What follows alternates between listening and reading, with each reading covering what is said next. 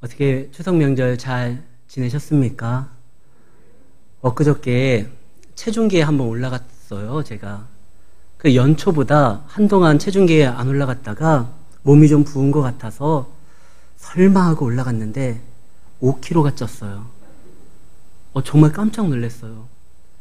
야, 이러다는 진짜 큰일 나겠다 싶어서 제가 그날부로 결심을 했습니다. 내가 이제 이후로부터 담배와 술은 절대로 하지 않겠다. 근데 이런 결단은 아무 소용이 없어요. 원래 안 하잖아요. 그냥 제가 좋아하는 단 것을 안 먹어야 된다. 그렇게 결단해야 돼요. 우리가 무슨 변화를 꿈꾸거나 어떠한 다짐을 통해서 새로운 행동을 하려고 할 때 우리가 제대로 포인트를 잡고 거기에서 결단을 해야 돼요. 사울이요, 자기는 이제 다시는 다윗을 죽이지 않겠다. 내 아들 다윗아, 내 다음은 너다. 근데 그런 다짐은요, 다윗에게 할 게 아니에요. 다윗을 기름 부어 세우신, 그리고 자기도 이스라엘 왕이 될 수 있도록 기름 부어 세워주신 하나님 앞에 결단하고 하나님께 나아가야 되는 거예요. 근데 사울이 다윗아, 내가 너에게 약속하겠다. 그 약속의 대상이 다른 거예요. 하나님 앞에 약속을 하고 하나님을 붙들어야 되는데, 오늘 본문에 보면은 우리가 이 본문 분명히 어디에서 봤어요. 10사람들이 사울에게 밀고해서 다윗이 어디 있다라고, 그래서 3,000명을 데리고 사울이 다윗을 죽이러 가는 거, 이거 분명히 지난번에 봤어요. 사무엘상 23장에 보면 10사람들이 다윗에게 다윗을 고발하려고 사울에게 기브아 땅에 갑니다. 다윗이 저기 있습니다. 24장, 사울이 3,000명을 데리고 다윗을 죽이러 쫓아갑니다. 그런데 오늘 26장에 또 그 얘기가 나와요. 10사람들이 다윗을 사울에게 밀고 하고, 사울은 다윗을 죽이겠다고 또 3,000명을 데리고. 아니, 이거 똑같은 내용을 왜 굳이 성경에 또 기록을 했을까? 근데 자세히 들여다보면 전혀 다른 내용이에요. 그리고 23장, 24장과 오늘 본문 26장 사이에는 25장이 있었는데 거기에 어떠한 사건들이 있었어요. 오늘은 그 사건을 통해서 다윗이 어떻게 변화됐고, 그리고 오늘 본문을 통해서 비슷해 보이지만 전혀 다른 내용을 하나님이 기록해서 우리에게 어떠한 결심을 하게 하고 결단을 하게 하고 누구의 길로 나아가게 하는지, 그것을 한번 살펴보려고 합니다. 이제 다윗이 또 위기에 몰리게 되었어요. 사울이 다윗을 죽이러 가니까요. 그런데 그때와 24장 때와 지금의 다윗은 좀 달라요. 25장의 사건이 있었기 때문에 그렇습니다. 25장 1절에 보면은 사무엘이 죽어요. 사무엘이 죽음에 이 말로 시작이 돼요. 사무엘이 누굽니까? 이스라엘의 영적 지도자였습니다. 뿐만 아니라 다윗에게는요, 그냥 지도자, 선지자가 아니에요. 영적 아버지와 같은 분이고, 다윗이 유일하게 이스라엘 땅에서 하나님 외에 사람으로서 의지할 대상이 사무엘이었어요. 아무도 자기를 인정하지 않았을 때, 심지어 아버지와 형제들도 자기를 무시했을 때, 어느 날 갑자기 이스라엘에서 가장 유명했었던 사무엘이 오더니 다윗에게 기름을 부었어요. 하나님이 너를 통해서 이스라엘에게 구원을 베풀 것이다. 아무도 자기를 알아준 적이 없는데 이스라엘에서 최고 유명하고 존경받는 사무엘이 자기를 알아봐주고 자기에게 하나님의 뜻이 무엇인지를 알려주었습니다. 그래서 다윗에게 사무엘은요, 보통 선지자가 아니에요. 영적 아버지와 같은 분이에요. 근데 그가 죽었습니다. 다윗에게 이 상실감은 굉장히 컸을 거예요. 그리고 그 상실감이 그의 영혼에 피폐함을 가지고 왔다는 것을 어떻게 알 수 있냐면, 나발이라는 사람이 다윗의 자존심을 건듭니다. 다윗은 그냥 개 아니냐, 주인을 버리고 쫓아간 종 아니냐. 이 얘기를 듣고 다윗이요, 그 나발을 죽이겠다고 칼을 차죠. 그만큼 예전에 다윗은요, 자기를 조롱하고 놀려도 거기에 대해서 뭐 이렇게 반응하지 않았어요. 사울이 자기를 죽이려고 할 때 왜 저를 죽이려고 합니까? 저는 죽은 개요, 벼룩 같습니다. 자기 스스로 그렇게 이야기할 정도로 겸손했었는데 사무엘이 죽은 다음에 다윗이 얼마나 큰 충격을 받았는지 마음의 여유가 사라집니다. 그래서 조금만 자기의 자존심을 건드려도 발끈하게 된 거예요. 근데 그때 하나님이 다윗다움을 세우기 위해서 아비가일이라는 여인을 세우죠. 이것을 경험하고 하나님이 저 여인을 통해서 나에게 말을 하는구나. 내 칼을 다시 거두는구나. 그래서 다윗이 돌이켜요. 그래서 다윗은 이제 경험한 게 많아요. 어떠한 생명의 위기 가운데도 하나님이 권능의 팔로 골리앗의 칼에도 사울의 칼에도 나를 보호해 주시고 또 내가 하나님의 뜻이 무엇인지 몰라고 분에 차서 화가 나서 이성을 잃어버리고 행동을 할 때 길을 헤맬 때 하나님께서는 아비가일이라는 여인을 통해서 나를 또 인도해 주시고 하나님은 어떠한 순간에서든지 나를 버리거나 포기하거나 나를 내버려 두지 않고 내 삶에 간섭하시고 나를 보호하시고 나를 인도하시는구나. 이거에 대한 확신이 있는 다음에 26장이에요. 26장 사울이 이제 다윗을 죽이려고 합니다. 자기가 그렇게 다윗과 약속을 했는데 그 약속을 헌신짝처럼 버리고 그 다윗을 죽이러 가는 거예요. 3,000명의 군대와. 근데 전에 한번 자기가 굴에서 죽을 뻔한 적이 있잖아요. 그래서 이번에는 철저하게 자기를 지키기 위해서 야영을 할 때도요 3,000명의 군대 중앙에 자기의 막사를 세우고 거기에서 혼자 자는 것이 아니라 그때 당시에 다윗과 필적할 만한 이스라엘의 용사가 있었는데 그의 이름이 아브넬입니다. 아브넬은 용사예요. 굉장히 싸움을 잘하는, 싸움에 능통한 사람이에요. 다윗과 견주어서 부족함이 없다라고 생각할 정도로 그는 전쟁에 있어서 승리의 용사였습니다. 사울이요 그 아브넬을 자기 옆에서 재워요. 그리고 혹 몰라서 자기가 잘 쓰는 창을 옆에다 놓습니다. 3,000명이 있어요. 그리고 그 가운데 사울이 잠을 청하는데 용사 아브넬이 있고 자기가 잘 다루는 무기 창이 있어요. 근데 아무리 그렇게 철저하게 준비한다 할지라도요 사람이 준비해도 하나님의 인도함이 없으면 그 준비함이 허사일 때가 많습니다. 예수님 당시 때도 예수님이 그 말씀하셨죠. 어떤 큰 부자가 창고에 음식을 가득 채워놓고 내 영혼아 이제 편히 쉬자. 근데 예수님 뭐라고 했죠? 그날 밤에 그의 영혼을 데리고 가면 그가 그동안 쌓아놓고 준비했던 게 다 누구 것이 되느냐. 성경에 나와 있습니다. 파수꾼이 아무리 철저하게 경비를 쓴다 할지라도 하나님이 여호와가 함께하지 않으면 파수꾼의 그 수고가 헛되다는 거예요. 사울이 아무리 철저하게 준비했다 할지라도 하나님께서 인정하지 않으면 그가 자기의 생명을 지키기 위해서 준비했던 모든 것들이 한순간에 사라져버립니다. 하나님은요 그 3,000명의 정예부대를 없애기 위해서 그의 10배인 3만 명의 군사를 동원할 필요도 없었어요. 한 번에 그냥 다 잠재워버렸어요. 그러니까 3,000명이 있어도 다윗이 거길 뚫고 들어오는 거예요. 용사 아브넬이 잠자고 있어도 얼마나 깊이 잠들었는지 아무 소용이 없었어요. 자기가 잘 다루는 창 그거 그냥 다윗이 가져가 버렸어요. 그날에 깨어 있었던 건 유일하게 다윗과 그와 함께 있었던 아비새밖에 없습니다. 하나님께서 역사하면은요 적이 아무리 강하다 할지라도 한 방에 잠재우면 끝나요.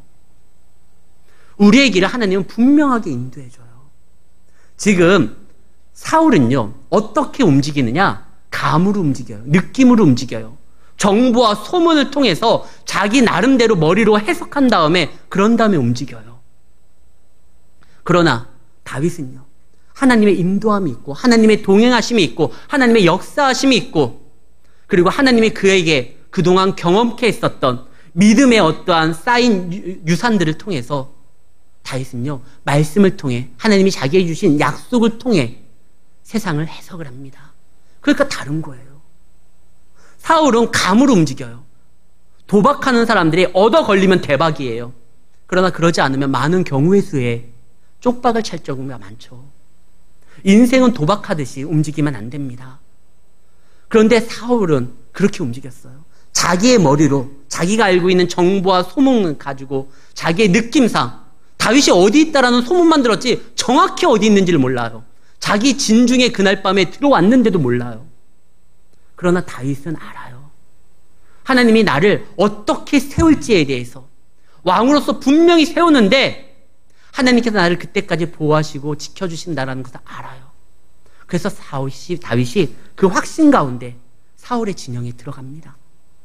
자, 들어갔는데 사울이 그냥 쿨쿨 자요. 그 옆에 그가 의지했었던 아브넬도 자고 있어요. 그때 다윗과 함께 했었던 아비새가 이런 말을 합니다. 왕이여, 기회입니다.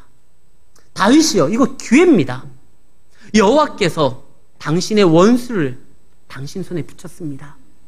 근데 아비새가요, 알고 있잖아요. 전에 굴에 들어왔었을 때 다윗이 그 옷자락만 살짝 찢었을 때 부하들이 아니 그냥 없앱시다. 죽입시다. 그때 다윗이 뭐라고 했죠? 여호와께서 기름 부은 자를 내가 죽일 수 없다.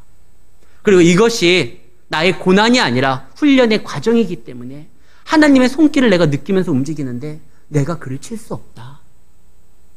그 내용을 알고 있는 아비새가요, 이번에 다윗이요, 사울을 없앱시다 이렇게 말하지 않고 다윗이요, 명령만 내리면 제가 없애겠습니다. 이스라엘의 기름 부음 받은 자를 죽였다라는 그 마음의 찔림을 왕은 가질 필요도 없습니다. 왕의 손을 더럽힐 수도 없습니다. 필요도 없습니다. 제가 할게요. 제가 모진 다른 사람들의 평가는 제가 다 받을게요. 책임은 제가 질 테니까 왕은 그냥 가만히만 있으십시오. 제가 찌르겠습니다. 두 번 찌를 필요도 없습니다. 한 번만 찌르면 됩니다.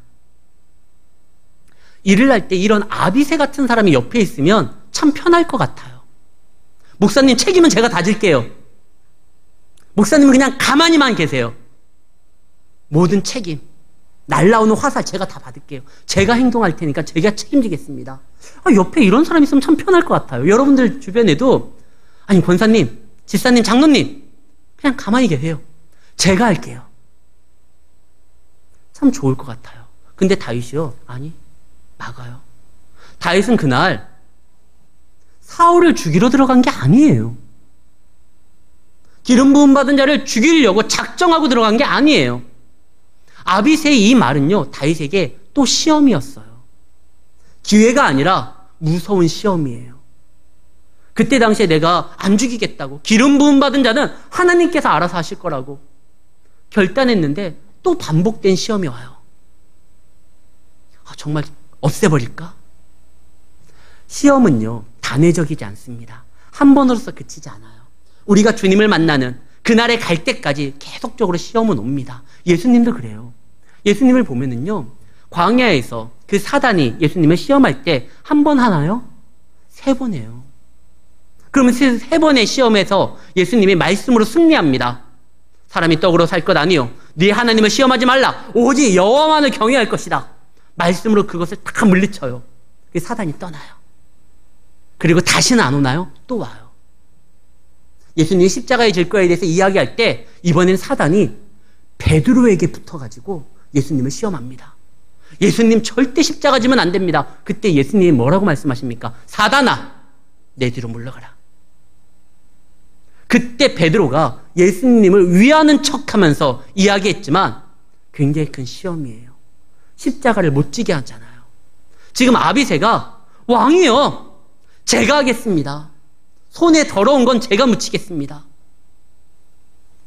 그것도 시험이에요. 아니, 그럴 수 없다. 또 예수님의 시험을 할 때요, 시험을 당하는 장면이 또 나오죠.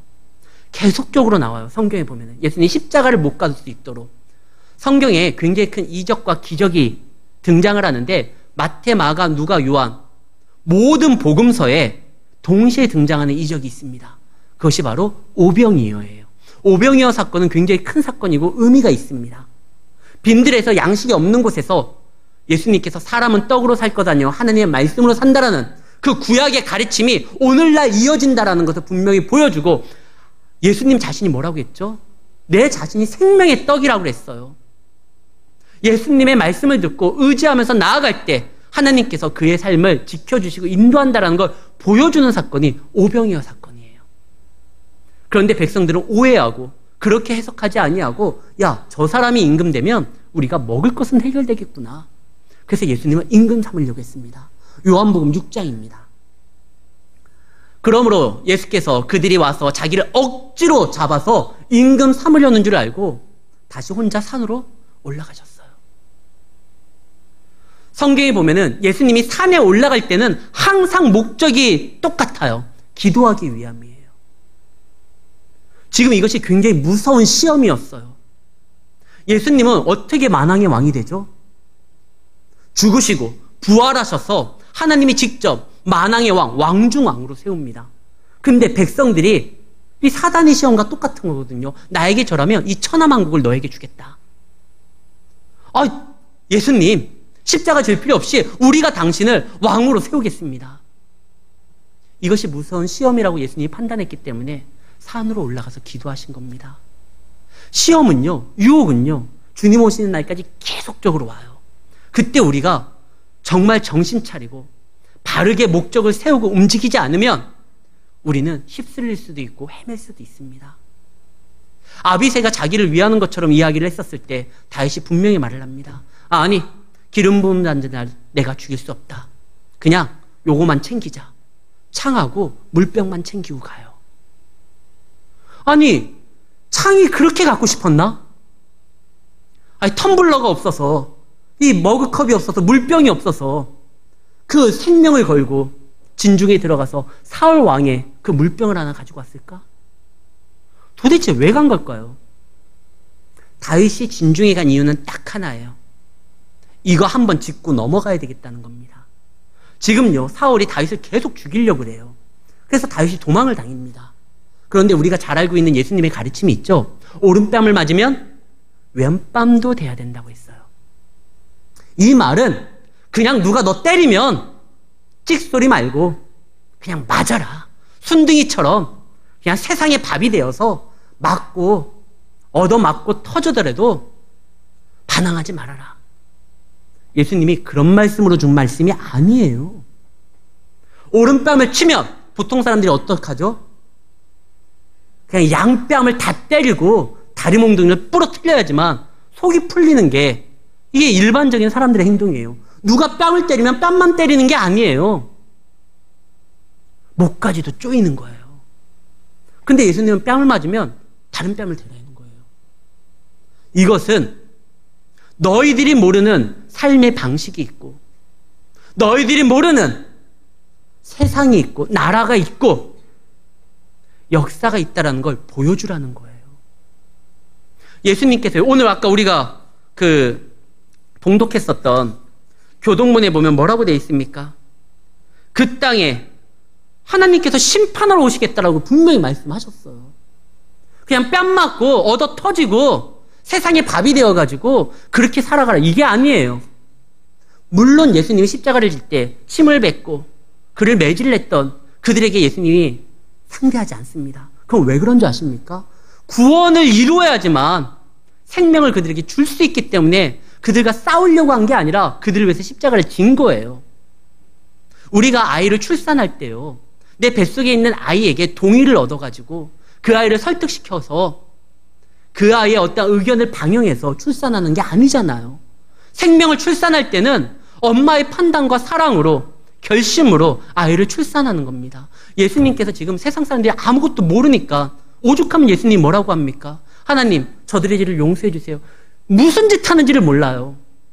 지금 자기들을 살리고 온 인류의 구원을 이루기 위해서 예수님이 십자가를 지는데 그걸 모르고 막 해방을 놓지만 예수님이 그래도 묵묵하게 십자가를 졌습니다. 그러나 십자가를 지고 생명으로 인하여 교회를 다시 세운 다음에 그때는 어떻게 했죠?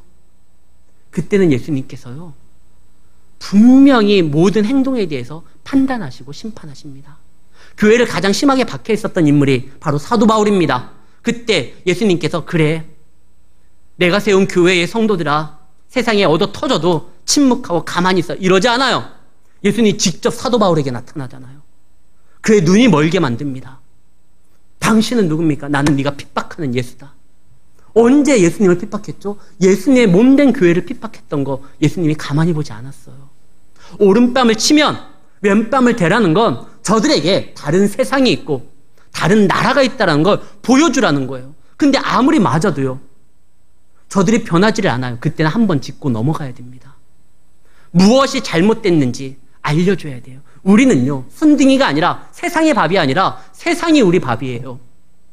우리는 저들에게 하나님의 거룩한 진리와 공의와 정의를 실현시키고 나타내는 용사들입니다. 그동안 다윗은요, 사울이 치면 맞았어요. 그가 쫓아오면 도망갔어요. 그러면서도 하나님의 뜻을 계속적으로 보여줬어요. 근데도 정신을 못 차려요. 우리가 은혜를 베풀고 저들에게 좋은 것을 자꾸만 나눠주면 저들이요, 우리가 저들을 위해서 무엇을 희생하고 어떠한 것을 우리가 포기하면서 그들에게 은혜를 베풀고 사랑을 베푸는지 전혀 모를 때 자기들이 받은 호의가 마치 자기들 권리인 줄 알아요. 그렇게 잘못 판단할 때는 우리가 한번 짚고 넘어가야 돼요. 그래서 다윗이요, 한번 요거는 정확하게 한번 짚고 넘어가야 되겠다.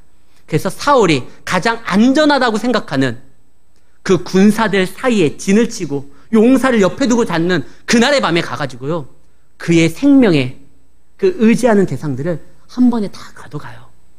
그의 창을 가져가요. 그의 생명도 사실 그날에 다윗 손에 있었지만 다윗이 그걸 이제 알려주기 위해서 날이 밝은 다음에 다윗이 이야기를 합니다. 왕이요, 들으소서. 지금 왕의 물병과 창은 어디 있습니까? 보십시오. 그날 밤에 제가 가지고 왔습니다. 근데 당신을 죽이자고 제 부하가 그랬지만 제가 말렸습니다.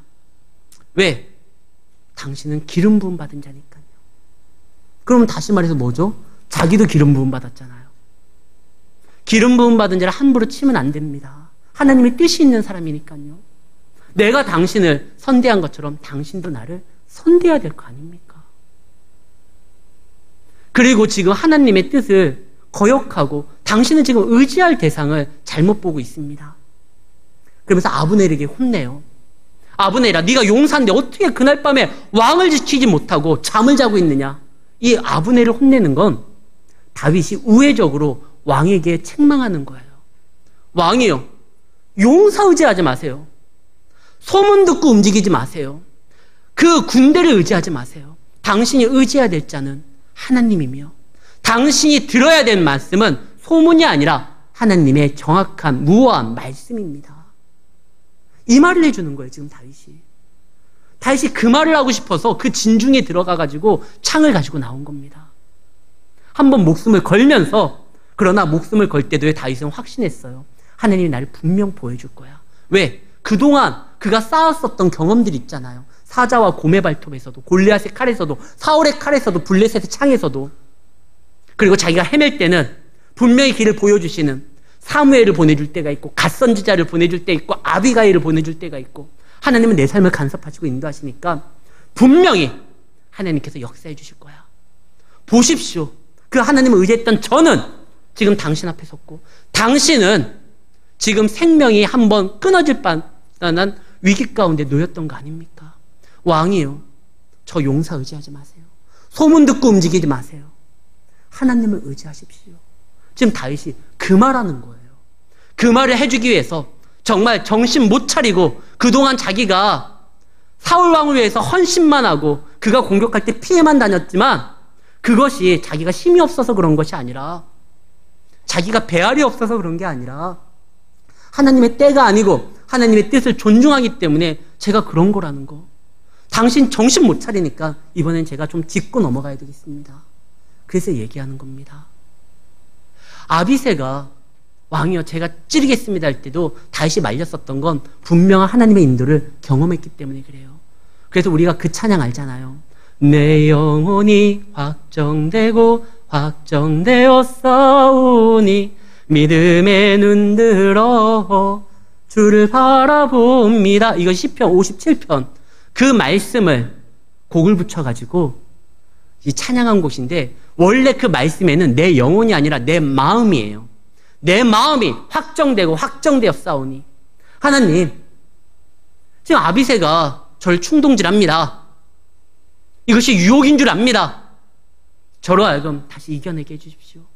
내 마음이 확정되고 확정됐다. 하나님을 믿고 그분을 따르기로 했다. 그래서 거절합니다. 그러면서 다윗이 이런 말을 해요. 18절. 또 이르되 내 주여 어찌하여 주의 종을 쫓았습니까? 내가 무엇을 했습니까? 19절. 원하건대 내 주 왕은 이제 종의 말을 들으소서. 만일 왕을 충동질시키고 나를 해하려 하는 이가 여호와시며 여호와께서는 나를 제물로 받으실 겁니다. 그러나 만일 사람이면 그들이 여호와 앞에 저주를 받을 겁니다. 왕이여, 지금 누구의 충동에 의해서 움직이는 겁니까? 하나님은요, 우리를 충동시키지 않아요. 우리를 감동시켜요. 순간적으로 우리의 말초신경을 자극해가지고 움직이시는 충동적인 분이 아니에요. 하나님은 우리를 감동시켜서 그 일을 사모하게 하고 뛰어들게 만듭니다. 근데 지금 사울은요, 충동질 당하는 거예요. 10사람들이 와가지고 다윗 죽입시다. 이 10사람들이 누구라고 했었죠? 유다지파예요. 유다지파인데, 다윗도 유다지파인데 다윗을 인정할 수 없어요. 왜? 그냥 다윗이 왕 되는 게 싫어요. 우리나라 속담에 그런 속담이 있습니다. 우리가 언제 배가 아프죠? 사촌이 땅 살 때요. 아, 저거 나하고 별로 차이가 안 나는데 사촌이 땅 살 때 배가 아픈 거예요. 동기가 잘 될 때 배가 아픈 거예요. 자기 지파 중에 야, 우리가 뭐 잘난 쟤한테 부족한 게 있다고. 왜? 다윗은 왕이 되고 같은 유다 지파인데 10사람들이 그게 싫은 거예요. 믿음 없는 사람들은요, 상대를 인정해 줄 수가 없어요. 자기 중심적이기 때문에 그래요. 그러나 다윗은요, 하나님 앞에 그 안에 충만하게 채워지니까 다윗이 뭐라고 하죠? 심지어 자기를 죽이려고 하는 사울까지도 하나님의 기름 부음 받은 자라고 인정을 해줍니다. 이것이 믿는 사람들의 여유로움이에요. 충동질 당하면 안 돼요. 다른 사람들이 무슨 이야기를 해도 우리의 행동에 어떠한 근간은 하나님의 말씀이고 주님의 감동이고 성령의 인도함입니다. 그래서 다윗이 분명하게 생각하십시오, 왕이요. 지금 당신 충동질한 사람이 누굽니까? 10사람들입니까? 부하들입니까? 아니면 하나님의 인도하심입니까? 그게 아니라고 하면 왕이요, 지금 잘못 행동하는 거 아닙니까? 그러면서 다윗이 지금 쫓기면서 가장 억울하고 속상한 게 뭐냐? 그 19절 하반절 말씀입니다. 이는 그들이 이르기를 너는 가서 다른 신을 섬기고 오늘 나를 쫓아내어 여호와의 기업이 참여하지 못하게 함이니라. 다윗이 제일 속상한 건 다윗은 예배자잖아요. 자기가 성전에 가서 하나님을 마음껏 찬양하고 예배드릴 수 없도록 그들이 자기를 쫓아내고 여호와의 기업이 없다라고 하면서 자기를 죽이려고 해하는 게 그게 제일 속상한 거예요. 정말 예배자가 가장 원통한 거는 우리가 예배드리지 못하게 만드는 상황들인 겁니다. 그거는 양보하면 안 돼요. 그래서 다윗이 그 말하고 싶었던 거예요. 왕이요, 왜 자꾸 나를 쫓아옵니까? 나는 당신의 생명을 빼앗으려고 하지 않습니다. 제가 가장 속상한 건 다른 게 아니라 예배할 수 없도록 만든 겁니다. 이 얘기를 딱 듣고 사울이 좀 변화지기 시작하죠.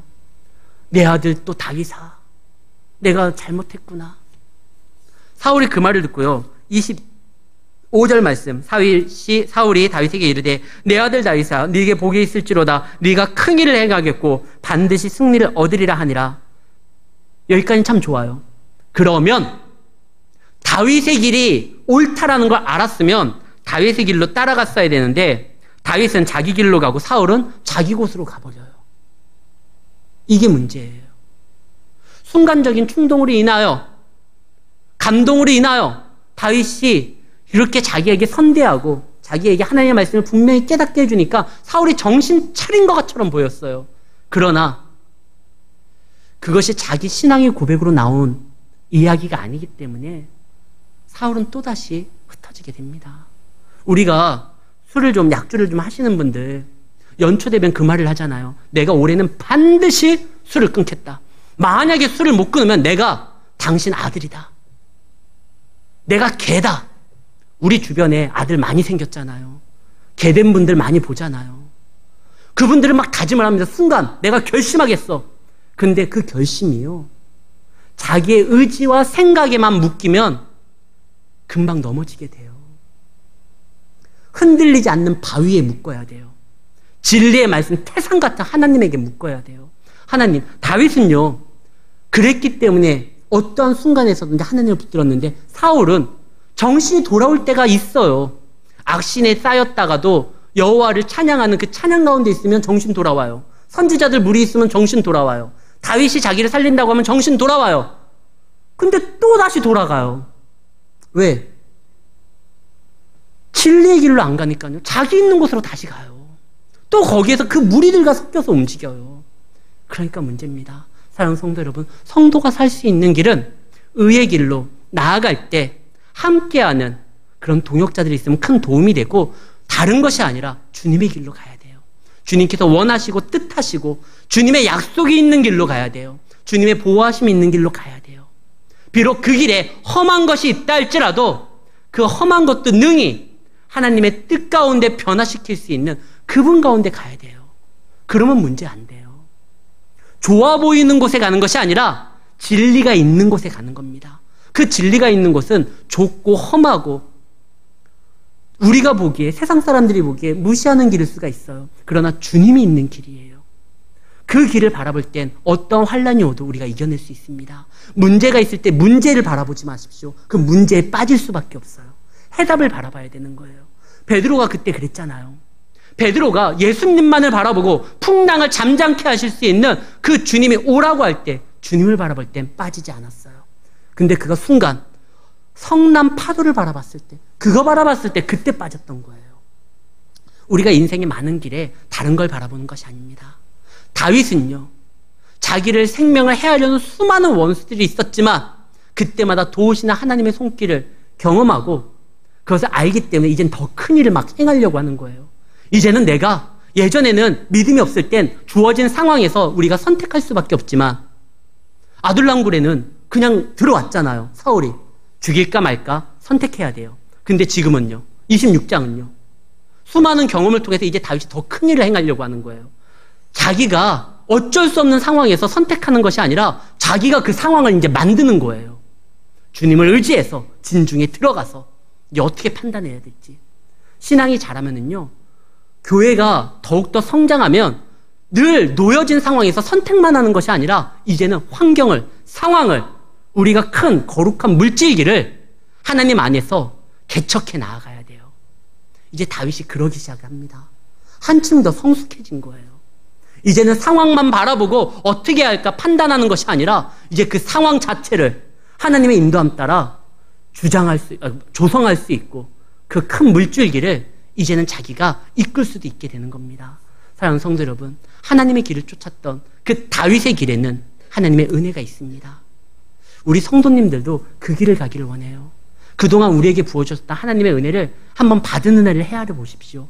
그리고 그 헤아림에서 멈추는 것이 아니라 이제 그것을 가지고 더 큰 일에 자신을 던지시기를 바랍니다. 그때 하나님께서 놀라우신 역사로 여러분들의 삶을 인도하시고 이끄실 것입니다. 이건 저의 약속이 아닌 하나님이 오늘 본문 성경을 통해서 여러분들에게 주신 말씀이니 그 약속 붙들고 한 주간도 믿음 안에서 승리하는 성도님들이 되시기를 예수의 이름으로 축원합니다.